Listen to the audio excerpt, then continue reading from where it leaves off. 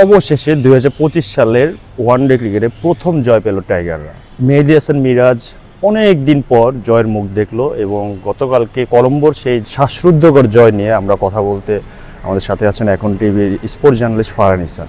তো ফারহান ভাই, প্রথমেই যেটা জানতে চাই যে মিরাজের ক্যাপ্টেন্সি হিসেবে প্রথম জয়, ওভারঅল মিরাজের ক্যাপ্টেন্সি কেমন লাগলো? ফিল্ড প্লেসমেন্ট থেকে শুরু করে বোলিং চেঞ্জ থেকে শুরু করে ষষ্ঠ বলা সপ্তম বলা ইউজ করার থেকে শুরু করে ব্যাটিং পজিশন, ওভারঅল মিরাজের ক্যাপ্টেন্সি কেমন দেখলেন? আচ্ছা, আমি প্রথমে বলতে চাই আমাদের দেশে তো ক্যাপ্টেন্সি নিয়ে দীর্ঘদিন ধরে একটা সমস্যা ছিল এবং সেই ধারাবাহিকতায় প্রথমে কিন্তু নাজমুল শান্ত গেল কয়েক বছর চেষ্টা করলেন, সেই ধারাবাহিকতায় আবার মিরাজ আসলেন। তার আশাটা হয়তো প্রপার ওয়েতে হয় নাই, কিন্তু তারপরেও সে কিন্তু একটা শুরু দিলেন। অর্থাৎ এটা বলা যাচ্ছে যে মিরাজের শুরুটা হয়তো আরো বেটার হইতে পারতো, কারণ আমরা জানি যে আন্ডার-19 সে একসময় অধিনায়ক ছিল এবং সে অলরেডি অনেক বছর ধরে জাতীয় টিমে খেলতেছে, তার একটা অভিজ্ঞতার দাম আছে, সেই হিসেবেই কিন্তু তিনি ক্যাপ্টেন্সি পেয়েছেন।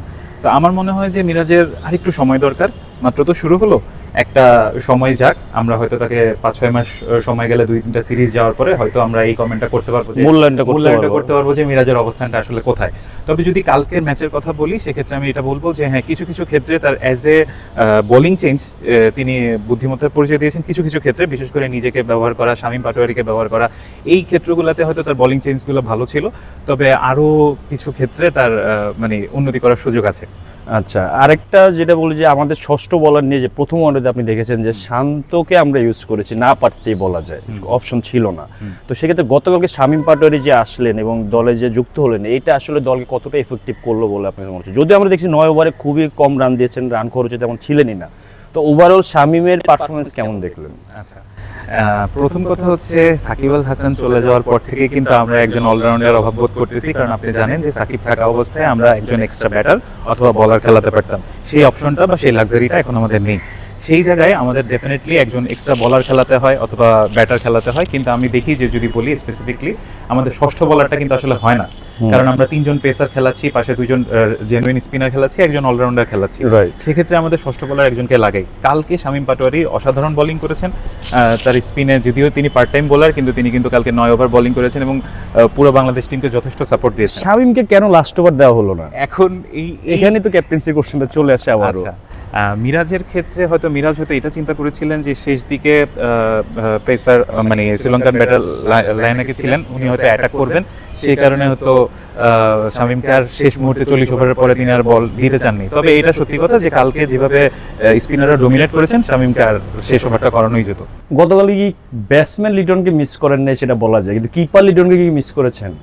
হ্যাঁ, এক্ষেত্রে বলা যায় যে আমরা কিপার লিটনের ঝলক তো অবশ্যই মিস করেছি, কারণ জাকের বেশ কিছু ইজি ক্যাচ ড্রপ করেছেন। বিশেষ করে আমি যদি হাফ চান্সের কথা বলি, তাহলে হাফ চান্স কিন্তু অনেকগুলো হয়েছে, অনেক ফিল্ডাররা মিস করেছেন, পাশাপাশি জাকের জাকের একটি হাফ চান্স ছিল যেটা লাস্ট, হ্যাঁ সেটা কিন্তু হাফ চান্স ছিল না, সেটা জেনুইন চান্সই ছিল, কিন্তু আনফরচুনেটলি তিনি সেটা ধরতে পারেননি, গ্রিপে রাখতে পারেননি। বাট হয়তো হ্যাঁ, লিটন থাকলে হয়তো এই জিনিসটা আমরা দেখতাম। আমি যদি আমার পার্সোনাল কথাটা বা ওপিনিয়নটা দিই, সেটা হচ্ছে যে লিটন দীর্ঘদিন ধরেই টিমের সাথে 10 বছর ধরে তিনি আন্তর্জাতিক ক্রিকেটে ওয়ানডে খেলছেন আমাদের সাথে, তো ব্যাটিংয়ে তার কিছুটা ব্যাট প্যাচ যাচ্ছে। আমার মনে হয় এই জায়গাটায় নির্বাচকরাও তাকে সময় দিচ্ছে যথেষ্ট, তার নিজের যে কৌশলগত যে জায়গাগুলো আছে সেগুলো নিয়ে তিনি কাজ করলে আমার মনে হয় ভালো হবে।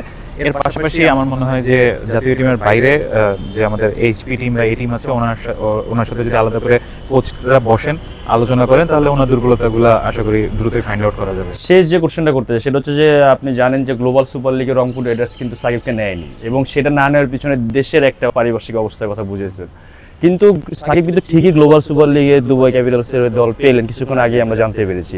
এই যে ওভারঅল সাকিব কিনে যা হচ্ছে, সাকিবের সমর্থকরা তারা কি মনে করতে পারে? প্রথম কথা হচ্ছে সাকিব আল হাসান হচ্ছেন বাংলাদেশ ক্রিকেটের একজন ব্র্যান্ড, বাংলাদেশ ক্রিকেট যতদিন থাকবে সাকিব আল হাসানের নাম ততদিন থাকবে, কারণ উনি বাংলাদেশ ক্রিকেটকে এত বছর ধরে সার্ভিস দিয়েছেন, তার পারফরমেন্স নিয়ে কোনো কিছু বলার নেই। সেক্ষেত্রে একটা কথাই বলতে হয়, আজকে হয়তো রংপুর রাইডার্স একটা ইস্যুর কারণে বা পলিটিক্সের কারণে হয়তো তাকে নেয়নি, কিন্তু আইএল টি20 চ্যাম্পিয়ন দুবাই ক্যাপিটালস কিন্তু তাকে দলে ফিরিয়েছে এবং এটা কিন্তু ফ্র্যাঞ্চাইজি লিগের হিসেবে যদি চিন্তা করি, সাকিব কিন্তু 20তম দলের হয়ে আন্তর্জাতিক ফ্র্যাঞ্চাইজি লিগে খেলছেন।